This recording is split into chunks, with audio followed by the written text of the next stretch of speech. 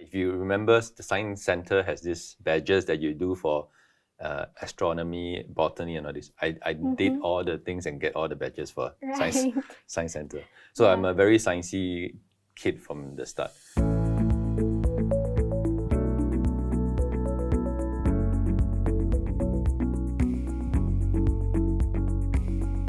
Hi everyone, and greetings from the Undergraduate Research Opportunities Program. My name is Fairuz, and I'm from the Undergraduate Research Coordinating Team at the NUS Provost Office. This program, also known as Europe, seeks to encourage students to engage themselves in research activities and enhance the intellectual process of inquiry. In addition to Europe, my team also attends to matters pertaining to REX, which is an optional module enhancement to Europe. The enhancement seeks to further delve upon research foundations and enable students to explore scope for future research developments in the Europe project. First of all, a big Happy New Year to everyone, and we hope that you have the time and motivation to achieve all your New Year resolutions. Today, sitting here with me is an accomplished researcher whose research interest lies in understanding how biological membranes are assembled in cells. His name is Prof Chng Shu Sin. He's an associate professor from the Department of Chemistry, and he currently serves as the Vice Dean of Student Life and Alumni Relations at the Faculty of Science. In 2019, he received the Walter Shaw Young Investigator Award for Lipid Research by the American Society for Biochemistry and Molecular Biology. He is also a winner of several Teaching Excellence Awards in NUS. Hence, with great pleasure, I would like to welcome Prof Chng. Pleasure to be here.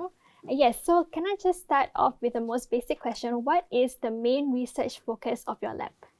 Well, like you mentioned earlier, we are interested in membranes in cells, how they're assembled. But we are specifically interested in bacterial cells and how bacteria actually build their membranes to protect themselves from the environment. We are quite interested in the molecular mechanisms of how lipids are moved around in those cells. Right.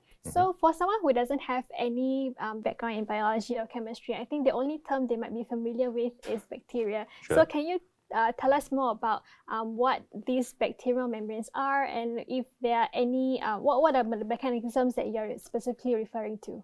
Right, so bacterial membranes, well, membranes, you might know about fatty molecules, fats and all this. Yeah. So our membranes are actually made out of fats.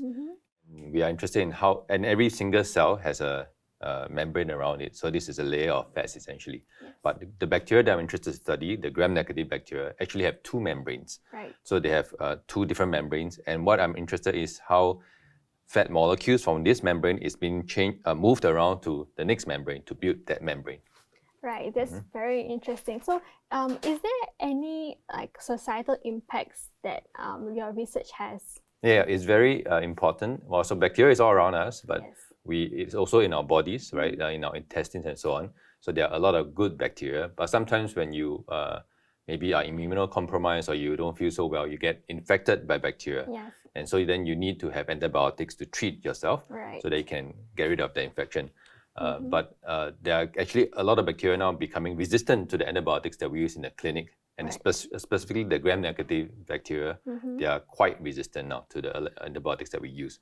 So in order for us to develop new drugs that can kill some of these bacteria that infect us, we need to understand how they defend themselves against these antibiotics. Right. And the membranes that I've talked about earlier is one important barrier that they use to prevent antibiotics from killing them. I see. So the antibiotic resistance, I think, is a term that many people have heard before. Like if you miss antibiotic prescription, then you have to start all over again. So I guess your research is really important to make sure that in the future we see less occurrence of antibiotic resistance. Am I right? So there will always be antibiotic resistance. The bacteria will always evolve in ways that will become resistant to drugs, but we need to have new ways of developing drugs all the time, so that we can always have this arsenal with us. Right. If you think of a world where antibiotics becomes useless, that means you can't really do a lot of very sophisticated medical procedures like surgeries, transplants, things like that. Yeah. So we really need antibiotics as a way to sustain the modern medicine. Right, that's very interesting. So we did a research on our part as well before we have the conversation today. And what we know is that you did a lot of research as an undergraduate before you moved on to your PhDs, and then now as in your independent career. Have you always been interested in research when you were a student, like during your undergraduate years, or were you always curious child when you were younger? I would say science was part of me since very, very young. If you remember, the Science Center has these badges that you do for astronomy, botany, and all this. I did all the things and get all the badges for Science Center. So I'm a very sciencey kid from the start.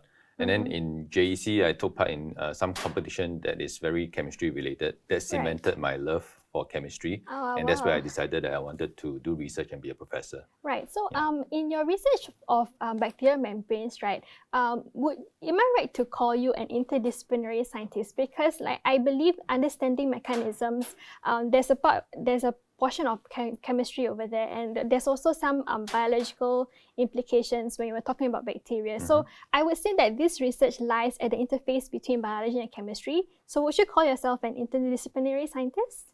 I would think so, yes. Okay, yeah, so I'm in the chemistry department, but actually I study bacterial membranes. So there's really a lot of interplay between the chemistry and biology when we think about the problems that we are studying. And therefore, to really understand those mechanisms and then design drugs that will inhibit the processes that we study, we need to both understand the biology and the chemistry. And actually even additional areas like genetics, physics, and stuff like that.